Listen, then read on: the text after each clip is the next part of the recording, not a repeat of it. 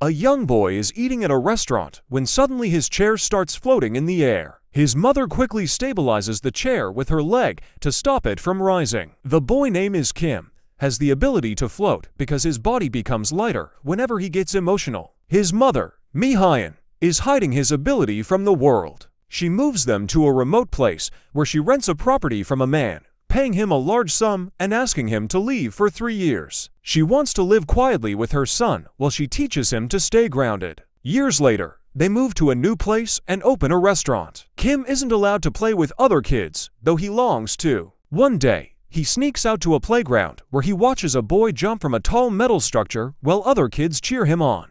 Kim climbs the structure and jumps too, but instead of landing, he begins to fly, amazing the kids below. An odd-looking man observes this from a black car. The next day, Kim's teacher complains to Mi-hyun because a boy got seriously injured trying to copy Kim's jump. Mi-hyun scolds her son for revealing his powers, explaining that a true hero understands others' feelings and cares for them. That night, a sad Kim stands on the roof, crying in the rain, and starts floating again due to his heightened emotions. He manages to grab a string nearby, and his mother arrives just in time to save him. Years later, Kim wakes up from a dream. His mother makes him a hearty meal, and he eats a lot to gain weight. Mi-hyun even packs extra weights in his bag to help him stay grounded. Kim heads to school by bus, where he notices a girl running to catch the bus. He's immediately drawn to her. The girl, Hee-soo, comes from a poor family and doesn't have money for the bus fare, so Kim pays for her. On the bus, Kim becomes emotional being near Hee-soo and starts to float. To stop it, he closes his eyes and distracts himself by mentally reciting the digits of pi. At school, he drinks lots of water to make himself heavier. Hee-soo, it turns out, is in his class. The weights his mother packed are no longer enough to counteract his emotions around Hee-soo,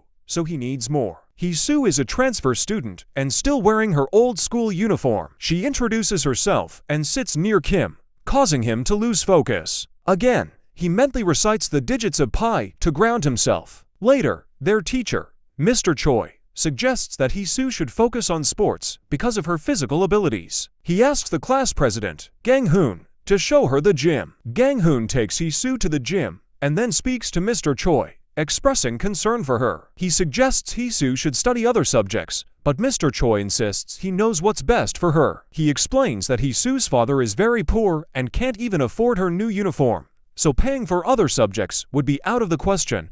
Mr. Choi believes excelling in sports could earn her a scholarship. The next day, as Kim heads to school, it starts raining heavily. From the bus window, he sees Hee-soo running in the rain, wearing a raincoat. Both Kim and Hee-soo arrive late and rush to the school gate. Hee-soo accidentally bumps into Kim, causing him to briefly float before falling to the ground, injuring his knee. The teacher agrees to let them pass through the gate, but only on the condition that they both clean the bathrooms after class. They both accept and head to class. During the lesson, Hee-soo starts to feel self-conscious, thinking she might smell, so she asks Kim for an extra school shirt. Kim kindly offers her his shirt, and Hee-soo heads to the bathroom to change. Meanwhile, Gang-hoon is secretly watching Hee-soo walk toward the bathroom area. Another boy, Bang Ki-soo, is also watching her closely. Seeing this, Gang-hoon confronts Ki-soo, stopping him from continuing to look at Hee-soo. It becomes clear that Gang-hoon has feelings for her. Annoyed by Gang-hoon's interference, Bang Ki-soo challenges him to a fight. The two boys head to the forest behind the school, where they begin their fight. Despite his calm appearance, Gang-hoon quickly shows that he's much stronger than Ki-soo, defeating him with ease. It turns out Gang-hoon has unique abilities, making him far more powerful than he seems. After the fight,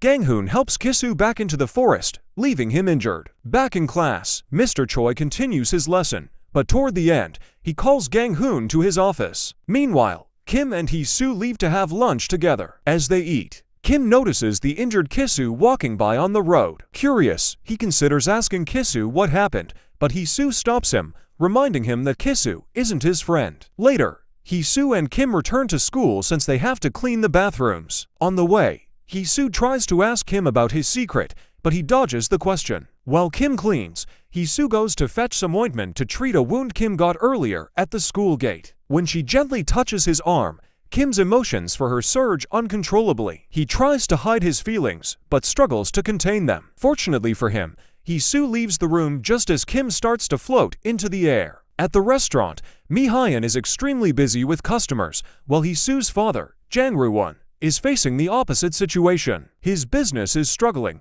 with no customers or delivery orders, even though he has everything prepared. By the end of the day, with no sales, Jang-yo eats all the leftover chicken legs himself, pretending that he did well for Hee-soo's sake. Hee-soo, understanding her father's hardship, reassures him by sharing her plans to apply through a sports-based quota so that he won't need to work as hard. Meanwhile, a man named Frank lands at the airport, where a delivery van is waiting for him. He changes clothes and finds a file in the van containing a list of his targets, people he is tasked with killing. Frank heads to his first target and engages in a fight. Frank possesses unique abilities, healing from injuries quickly. His target, an old man named Junin, is also quite powerful, but in the end, Frank defeats him. When Junin asks why Frank is killing him, Frank replies that it's because Junin is now retired. Frank then throws Junin off a tall building, killing him. Mi-hyun later sees posts about Junin's unusual death and notices the delivery van parked nearby. She takes out her weapons and begins preparing them,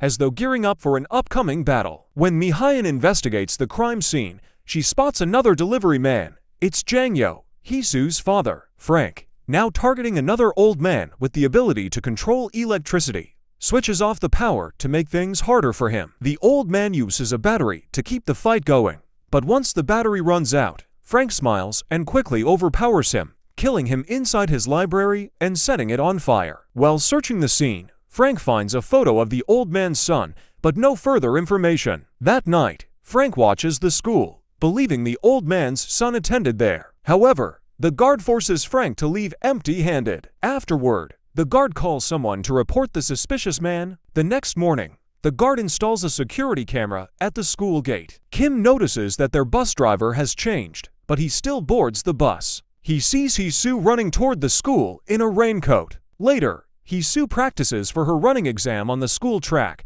but the lights are off. Kim quietly watching and switches on all the lights in the school to help her with her practice run. Later, Mr. Choi is teaching Hee-soo about jumping techniques and how to throw a ball to cover a long distance. Due to the training, Hee-soo arrives late at the dining hall, and by the time she gets there, the meal service is over. Seeing this, Kim offers her some of his food. Afterward, Mr. Choi asks Gang-hoon to turn on the fans in the gym to ensure Hee-soo doesn't get too hot while practicing. Gang-hoon takes the keys, switches on the fans, and quietly watches Hee-soo for a while. Meanwhile, Kim arrives and sees Hee-soo practicing her high jumps. Suddenly, she slips and falls. Seeing this, Kim rushes toward her to save her, but also ends up falling. Gang-hoon observes the entire situation and realizes Kim's secret.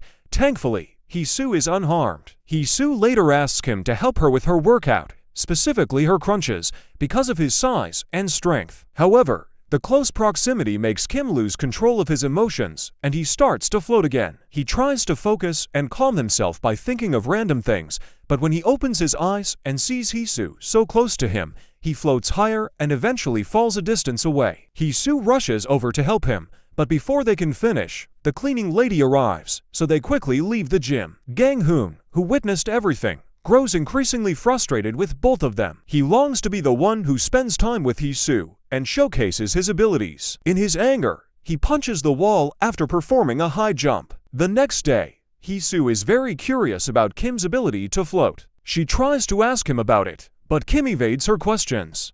Determined, Hee-soo sends him to the gym to fetch her shoes, and she secretly follows him. Once he retrieves her shoes, they sit on the stairs, and Kim puts his bag aside while searching for something. At that moment, Hee-soo touches his injured knee to apply a plaster. This triggers Kim's emotions again, and without his heavy bag to ground him, he starts floating. Hee-soo helps him get back down and places the bag around his shoulders to weigh him down. Meanwhile, all of this is being recorded by the CCTV cameras, and the security guard is closely monitoring their actions. Later, Hee-soo accompanies Kim home, continually helping him stay grounded every time he starts to float due to his emotions. When they arrive at Kim's house, his mother, Mi-hyun, warmly welcomes Hee-soo. She's happy that her son has finally made a friend, as it's the first time Kim has brought someone home. Mi-hyun offers them a meal, and Hee-soo calls her father to let him know she'd be staying at her friend's house for a while. At the same time, her father, Jang-yo, is thrilled to have received his first ever food delivery order at a mobile shop.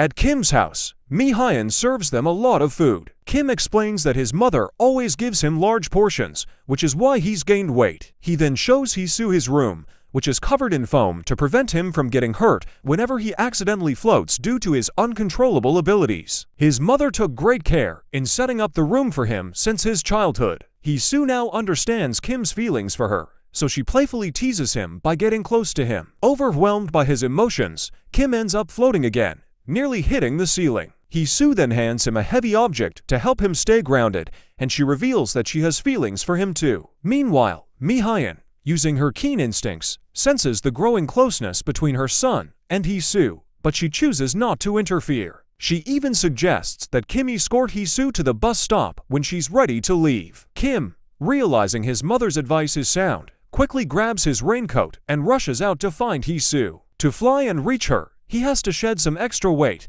and eventually, he catches up with her at the bus stop. Meanwhile, Frank is targeting an elderly woman for his next kill. She is a barber, and Frank pretends to be a customer wanting a haircut. He starts asking her about her children, which makes the woman suspicious. Sensing danger, she suddenly stabs Frank in the head with 2 pairs of scissors. However, Frank has the ability to heal quickly. The woman is also special, with the power to see through walls and doors, and she puts up a tough fight. But in the end, Frank overpowers her. He tries to ask again about her children, but when she refuses to tell him, Frank kills her, saying he will find them at her funeral. At the same time, Jang-yo arrives at the building to deliver food. He encounters Frank and asks him where the mobile shop is located. Frank tells him and then leaves. Jang-yo goes to the shop to deliver the food, but forgets the credit card machine. He asks the shopkeeper to come to him later for payment. The shopkeeper mocks Jang-yo, but he doesn't react. The next day,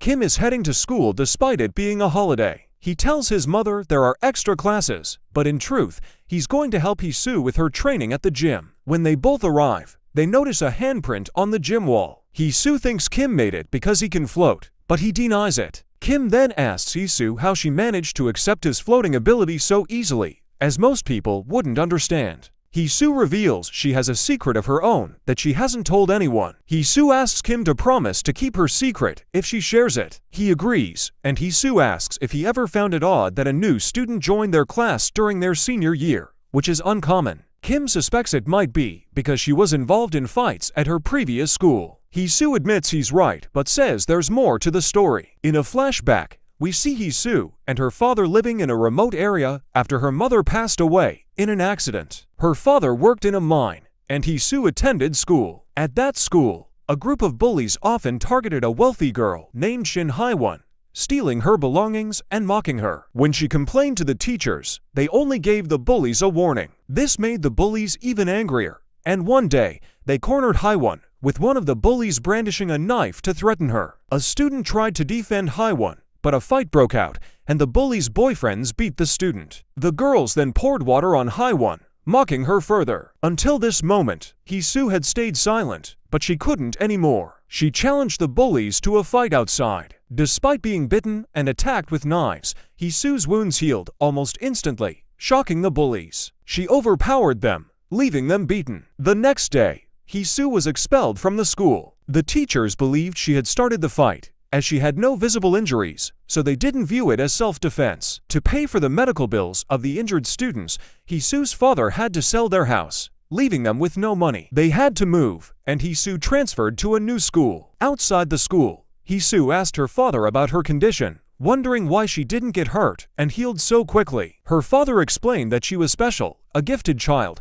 and that her mother had wanted to keep this secret from her. That's why he never told her until now. Back in the present, Hee-soo finished telling her story to Kim. She also explains that she was approached by the old man we've seen keeping an eye on Kim. This man named Jo Rae-hyuk is the principal of Kim's school. He offered Hee-soo a chance to graduate from his school, which is how she ended up there. The following morning, Jang-yo returns to the mobile shop to collect payment from the shopkeeper. However, he notices that someone was killed in the building the night before, and high-ranking officials from the National Intelligence Services are investigating the scene. Mr. Min's secretary informs him about the recent fatalities among individuals with unique abilities. Understanding the powers of those who have died, Mr. Min expresses concern over their untimely deaths and suspects that the CIA may be involved. At that moment, Principal Jo Rae-hyuk enters the office to update Mr. Min on his latest assignment. He is leading a project known as the National Talent Development Project, aimed at identifying children with special abilities. This explains why at least 3 students with unique talents have been seen at his school.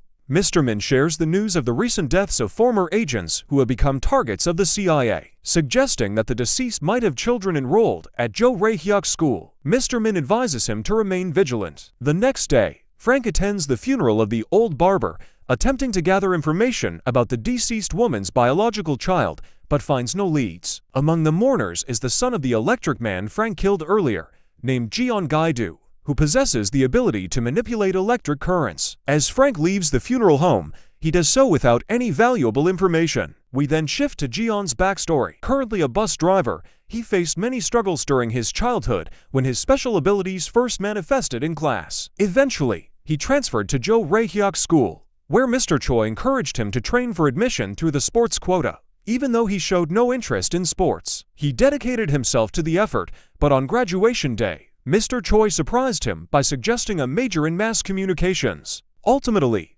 Jeon auditioned for a superhero role in a children's show called Bungan, where he wowed the judges with his electrical abilities. He landed the role and quickly gained popularity among kids. However, one day, a torn glove during a live performance caused electric surges, frightening the children and forcing him to resign. Afterward, Jeon's father motivated him to reapply for jobs, but he faced constant rejection. One day, while dining at a restaurant, he noticed a bus driver distressed over a dead battery. Using his electric abilities, Jeon helped recharge the battery, much to the driver's delight. Since the driver owned the bus, he offered Jeon a job. From that day on, Jeon has been driving the bus and encounters Kim daily on his route to school. Currently, Jeon is furious over his father's murderer and seeks vengeance. His boss suggests taking a few days off, but Jeon prefers to keep himself occupied by driving the bus. The next day, Kisu returns to school after a prolonged absence due to a severe beating from Gang-hoon. There is also a new student who has transferred from another school, Shin Hae-won, the wealthy girl whom Hee-soo defended in her previous school. During lunch, Hae-won joins Kim and Hee-soo, quickly forming a friendship with them. A student vlogger approaches their table and shares the tension brewing between Kisu and Gang-hoon. Meanwhile, Kisu takes his leftover food and throws it onto Gang-hoon's plate, then disrespectfully places Gang-hoon's glasses into the same plate. Kisu asserts that he isn't afraid of Gang-hoon, insisting that he knows Gang-hoon won't attack him in public and declares his intention to expose Gang-hoon soon. Kim retrieves the glasses from the plate and cleans them. Hee-soo returns the glasses to Gang-hoon, encouraging him by saying he handled the situation well by avoiding a fight with Kisu. Rather than retaliate, Gang-hoon maintained his composure, which was the best course of action. Grateful for Hee-soo's support, Gang-hoon thanks him for returning his glasses before departing. In the gymnasium at the NIS, Mr. Min's secretary informs him that Frank has been dispatched by the CIA to eliminate all retired special agents. Mr. Min instructs her to summon the US ambassador to his office. Meanwhile, in the gym, Kim is playing some music for Hee-soo, and they share a moment of closeness. However, just as Kim is about to lift off again, Hee-soo places weight on him. Kim leaves his phone, which is still playing music, for Hee-soo as he heads off to class. When he returns, he finds the phone has powered off due to a dead battery. Anxious because his mother has firmly instructed him not to turn off his phone, he rushes home to avoid worrying her. On the bus, Kim encounters Jeon and expresses that he missed him while he was away from driving. Meanwhile, Frank has received authorization to target his next victim, Kim's mother, Mi-hyun. Gang-hoon also arrives home and meets his father, who possesses special abilities but is on probation and restricted to the house. At the same time, Jang-woo has bought a new phone for his daughter. The scene then shifts to Mi-hyun, who is busy at her restaurant when Frank arrives. She immediately recognizes him as the killer from seeing his fan at previous murder scenes. She texts Kim, advising him to stay away from home for a while, and begins preparing a meal for Frank. However, since Kim is dead, he doesn't receive the message and walks directly into the restaurant. Mi-hyun pretends Kim is just another customer, instructing him to take a seat while she fetches his meal. In reality, she retrieves her gun and hides it beneath her apron. While Frank converses with Kim about school, the CIA ambassador arrives at Mr. Min's office. Initially, the ambassador feigns ignorance, but Mr. Min presents evidence of CIA involvement in the recent deaths of retired special agents. Conceding, the ambassador admits that they have indeed dispatched an agent. Mr. Min then demands that the ambassador put a stop to the agent's mission. Otherwise, he will contact China and both nations will retaliate. Back at the restaurant, Frank finishes his meal and prepares to begin his mission when he receives a message from the ambassador to hold off. He pays for his meal and leaves without completing his task. Meanwhile, Mi-hyun is furious with Kim for disobeying her orders not to come home. Kim explains that his phone is dead, but Mi-hyun is too angry to listen to his excuses. He attempts to discuss the man he saw in the restaurant, but Mi-hyun remains silent. As Frank drives back in his van, the ambassador texts him about his next target, playing a double game. Unfortunately, the next target is Hee-soo. Frank quickly makes a U-turn and nearly collides with Ji-yeon's bus. Fortunately, Ji-yeon manages to brake just in time and recognizes Frank as his father's murderer. Angered, Ji-yeon chases after him, ramming his bus into Frank's van and demanding that he stop. Frank leads him into the wilderness, and when Ji-yeon follows, Frank suddenly crashes his van into the bus. Ji-yeon takes out a battery cell and attempts to use its electric charge to attack Frank. Overwhelmed with rage over his father's killer, he finds himself too weak to confront Frank effectively. Despite his efforts to fight back, Ji-yeon is overpowered, and when the battery cell runs out of charge, he is left feeling powerless against Frank. After that, Frank heads to Jang-Roo's shop, but Jang-Roo is not there. He notices an order receipt on the table, indicating that Jang-Roo has gone out to deliver food. Frank quickly jumps into his van and drives off to find him. Upon arriving, Frank crashes his van into Jang-Roo's motorcycle and then repeatedly runs over Jang-Roo, ensuring he is dead. Afterward, Frank returns to the wilderness and texts his boss to report that the job is done. At that moment, Jang-Roo emerges from beneath the van and smashes the window to pull Frank out of the vehicle. Jang-Roo has the ability to heal quickly, which is why he survived such a brutal attack. Jang-Roo then looks through the file in Frank's van, which contains a list of targets, including Frank and others who worked in secret agencies and possess special abilities. Meanwhile, Frank regains consciousness and attacks Jang-Roo,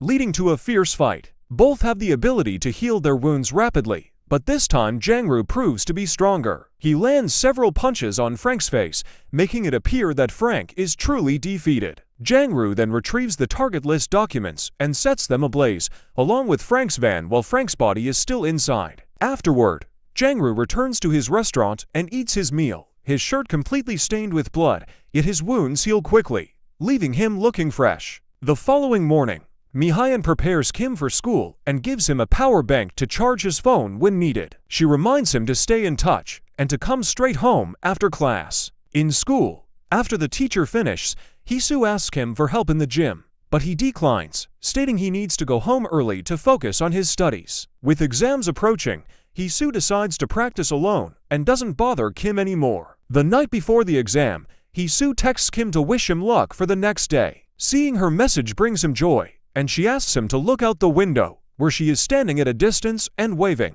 Kim, inheriting his mother's abilities, can see her clearly from afar. Noticing Hee-soo alone, he jumps down and joins her. Hee-soo expresses that Kim has always been there for her when she needed someone, which is why she wanted to wish him well tonight. Otherwise, she wouldn't have disturbed him. Hee-soo picks up a nearby large stone and places it on Kim's lap. Then, she confesses that she really likes him. To make the moment even more special, it starts to snow, and both students feel a wave of happiness. The next day is the sports examination, and everyone is buzzing with excitement. Kim and Gang-hoon play badminton together, while Hee-soo practices high jump. Each time she jumps and pushes her hand against the height meter, the screws on the metal frame holding the meter loosen. Eventually, as Hee-soo surpasses her personal best and crosses the red line on the meter, the screws come loose and the frame collapses. Hee-soo stands beneath the falling metal frame, and both Gang-hoon and Kim rush to help her. However, Kim struggles to reach her due to his weight, while Gang-hoon manages to arrive just in time to save Hee-soo from the potential disaster. The entire incident is recorded by a vlogger student who, along with other students, is left in awe of Gang-hoon's speed. They can't believe someone could be so fast. Soon, the vlogger uploads the video to social media. Kisoo is pleased that Gang-hoon has gained public recognition. The video circulates throughout the nation. Some viewers think it showcases an incredible athletic feat, while others suspect it's a hoax. The secretary informs Mr. Min about the video, and he becomes angry, realizing it could jeopardize their entire project. Meanwhile, Jang-Roo and Mi-hyun also see the video, and Kim feels downcast for not being able to help Hee-soo. Determined not to fail again, he practices flying. When his mother comes to check on him in his room, she finds he is missing. With the window ajar, Kim must be outside. She steps out and sees Kim attempting to practice his abilities, but he keeps tumbling to the ground. Upon noticing his mother,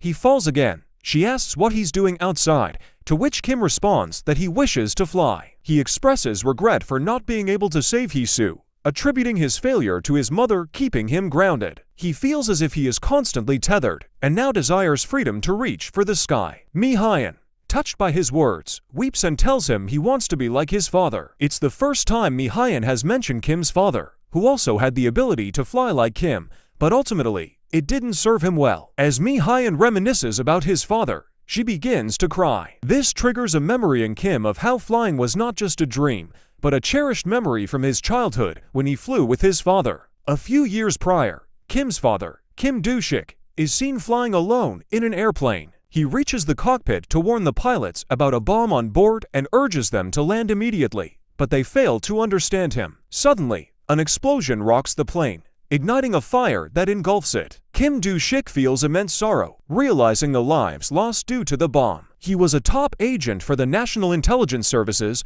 possessing special abilities, and Mi-hyun also worked there in the information department. One day, Mr. Min, their boss, summons Mi-hyun to assign her a new mission. She had previously failed in a mission where her team was tasked with identifying a traitor at an event. Although Mi-hyun sang beautifully there, the operation turned chaotic when the team began firing on innocent people in pursuit of the traitor. Defying her commanding officer's orders, she opted to deploy a sound wave grenade instead of the smoke grenade she was instructed to use. The sound waves distracted her teammates, allowing her to help the innocent escape. Deep down, she is a good-hearted person who prioritizes doing what's right, even against orders. At NIS, Mr. Min recognizes Mi-hyun's unique abilities, her keen senses, and adaptability. Despite her skills, her mission to find the traitor was unsuccessful, prompting Mr. Min to give her another chance. This time, she must get close to an agent named Kim Do-shik, make him fall in love, and extract secret information from him. Starting the next day, Mi-hyun frequently passes by Kim Do-shik in the department. Each time he arrives, she receives a call from the gate guard,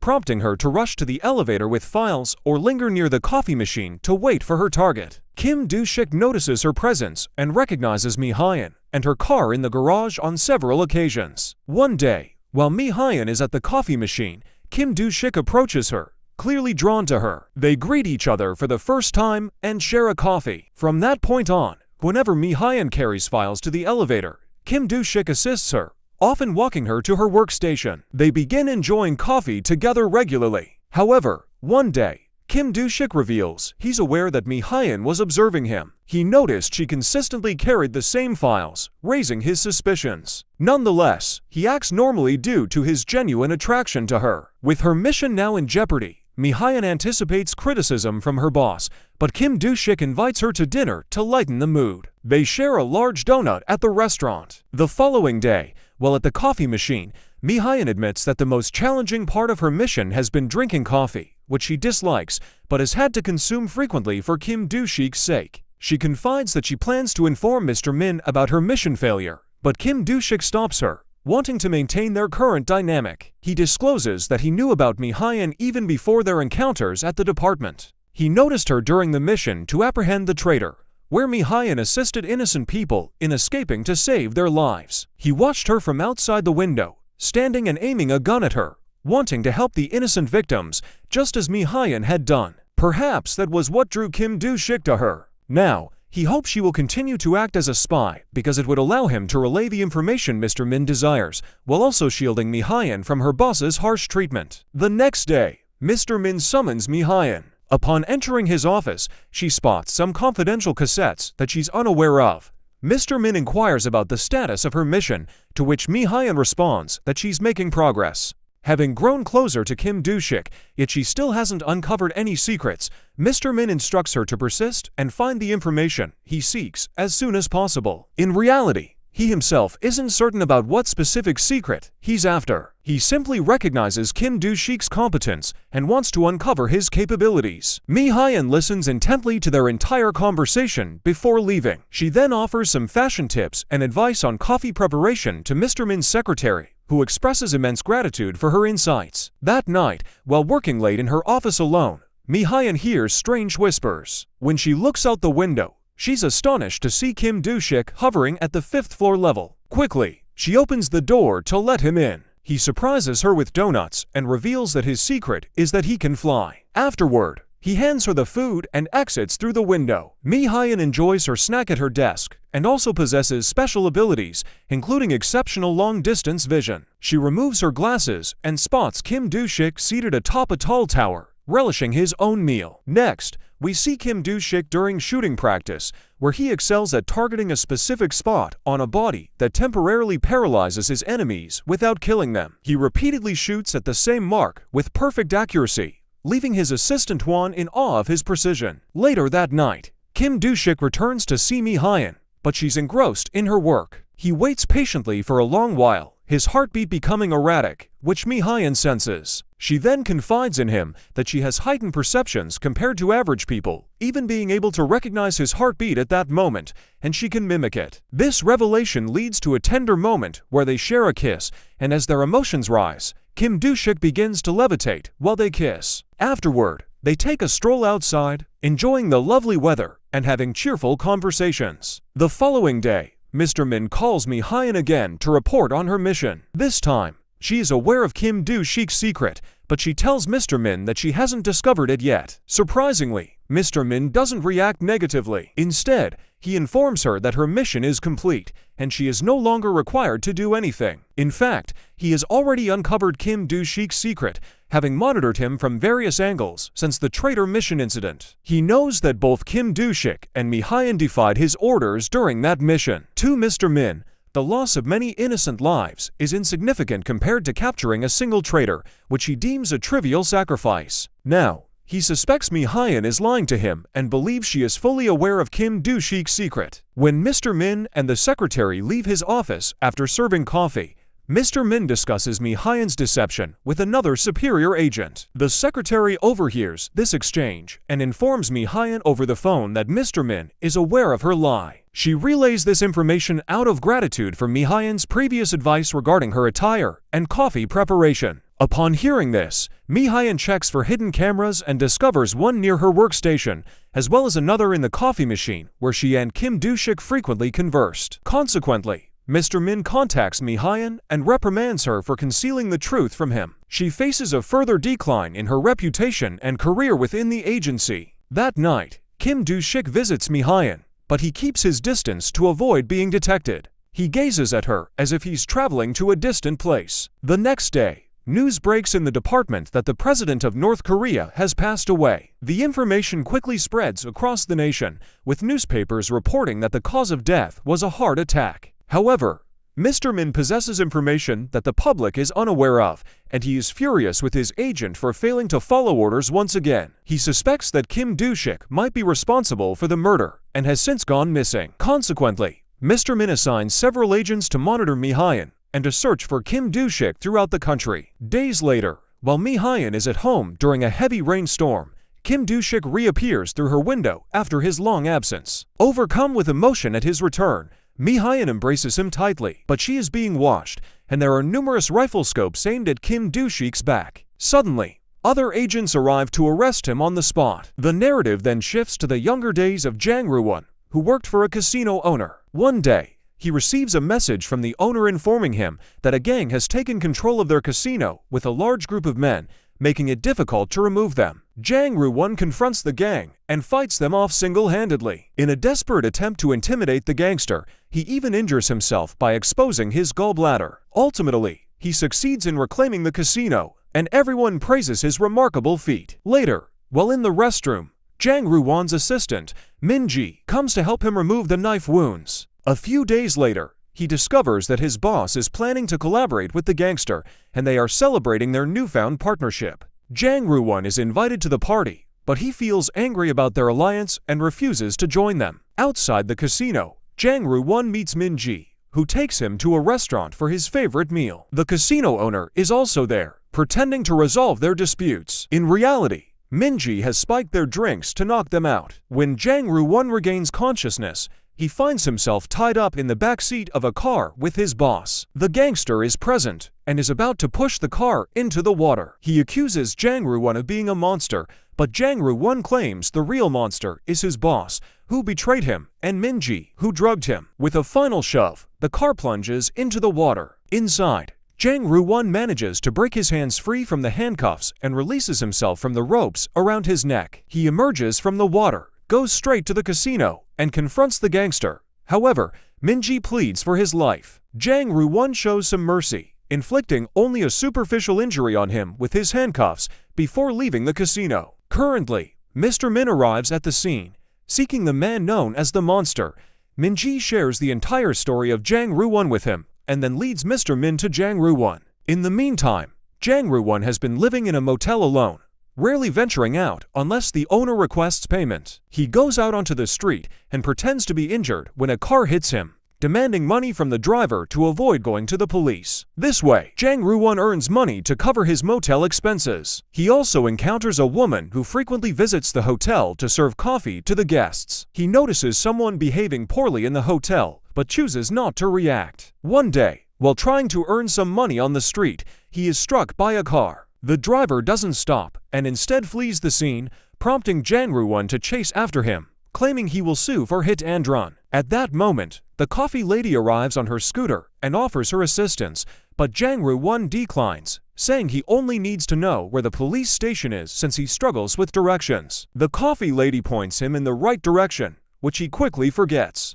After wandering around aimlessly for a while, he becomes overwhelmed and begins to cry on the street. Fortunately, the coffee lady passes by again and sees him. This time, she takes Jang Roo-won with her on her scooter. Her name is Hwang Ji-hee, and Jang Roo-won is completely smitten with her. Back at his apartment, he calls the coffee shop to order coffee for his room. While waiting, he shaves and prepares to welcome Ji-hee. Unfortunately, another woman delivers the coffee instead. He gulps it down and orders again, but once more, it isn't Ji-hee who arrives. After another order, he gets lucky. Ji-hee herself brings the coffee this time. Jang Roo-won is overjoyed and warmly welcomes her into his room. He offers her some money to stay and chat, which makes her a bit anxious, but she agrees to stay until he finishes his coffee before leaving. As she exits, Jang Roo-won asks her to return whenever he places an order. At the coffee shop, Ji-hee tells the owner that Jang Roo-won is completely infatuated with her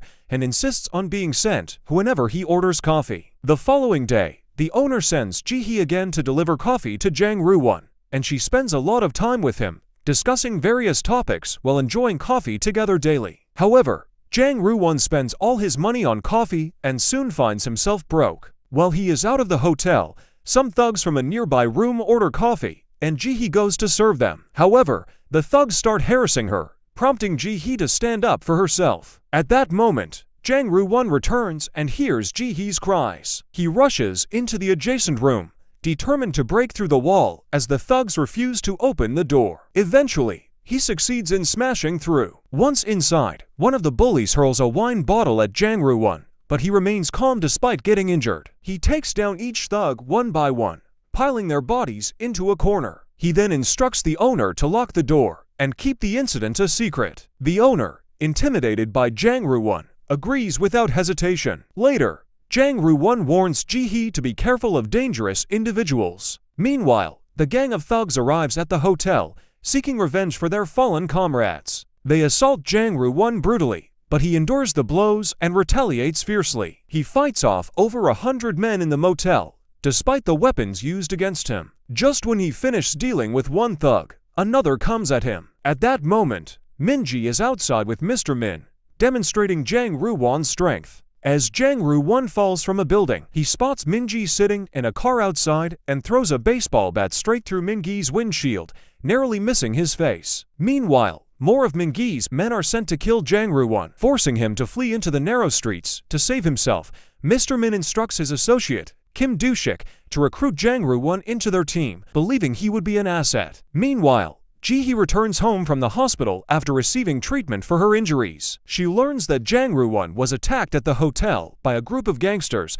which makes her anxious for his safety. Without hesitation, she rushes out to find him. Spotting Jang Roo-won being chased down the street by several goons, she invites him to hop on her scooter. Jang Roo-won hesitates, worried about putting Ji-hee in danger, but she boldly shouts to the gangsters that she is Jang Roo-won's girlfriend. Hearing this, Jang Roo-won quickly climbs onto the scooter, urging her to get away. They ride out of the city together on the scooter, and Jang Roo-won expresses his gratitude to Ji-hee for saving him. Suddenly, a van comes barreling down the road and collides forcefully with their scooter. Jang Roo-won instinctively shields Ji-hee to prevent her from sustaining serious injuries during the fall. As he stands up, he sees the van preparing to hit him again. Jang Roo-won charges at the vehicle, smashing through the front windshield, then yanks the steering wheel, causing the van to tumble into the nearby valley. At that moment, Min-ji arrives and aims a gun at Jang Roo-won, intent on ending his life. Just as he is about to pull the trigger, a bullet suddenly strikes Min-ji in the head, fired by someone behind him. It's Kim Do-shik, who has been observing the scene from a distance. Jang Roo-won joins the NIS and begins working under Kim Do-shik, who instructs him to follow all of his orders. Later, Jang Roo-won and Ji-hee get married and welcome their daughter Hee-soo into the world. Tragically, Ji-hee dies in a car accident, but she passes away with a smile, knowing she is watching her daughter heal her wounds just like her father. Jang Roo-won takes full responsibility for Hee-soo, and they begin to live happily together as a family. So guys, this is the concludes of the story. Now subscribe for the second part, and see another cool videos.